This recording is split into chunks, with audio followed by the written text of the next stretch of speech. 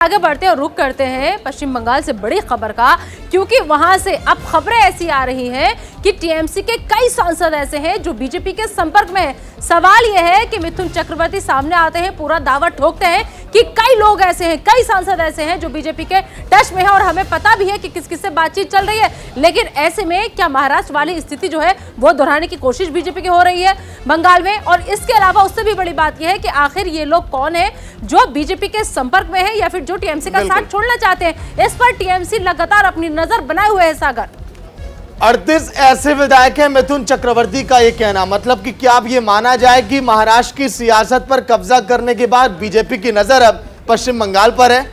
38 विधायकों के संपर्क होने का मतलब आप समझिए, क्योंकि पार्थ चटर्जी इस समय वहां के मंत्री जी शिकंजे में है और बीजेपी इस मुद्दे को भुनाना चाहती है।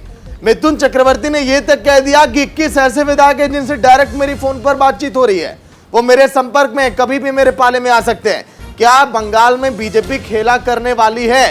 यह भी केवल देखिए हम आशंका जाहिर कर रहे हैं, लेकिन ऐसा लगता नहीं है, क्योंकि ममता बनर्जी की लोकप्रियता और उनकी पार्टी के अंदर की एकजुटता ये किसी से छुपी हुई नहीं है। बीजेपी हालांकि सभी दांवपेच लगाने में जुटी हुई है, लेकिन मिथुन चक्रवर्ती के बयान के मायने क्या निकाले जाएं? नीतू, बिल्कुल, तो जो बयान है, इस बयान के जो मायने हैं वो अलग अलग तरीके से जरूर निकाले जा रहे हैं। लेकिन बड़ी बात ये है कि इन दिनों जिस तरह से पार्थ चटर्जी और जो शिक्षक भर्ती घोटाला है, ये घोटाला जब उजागर हुआ तो क्या ये भी समझा जा सकता है कि बीजेपी जो है उसे अब एक मौका मिल गया है टीएमसी को और ज्यादा कमजोर करने का। क्योंकि इस वक्त अगर हम ममता दीदी को देखें और सुने तो ममता दीदी साफ तौर पर तो पार्थ चटर्जी का साथ नहीं निभा रही है और ना ही कुछ बोला जा रहा है उनकी पार्टी की तरफ से।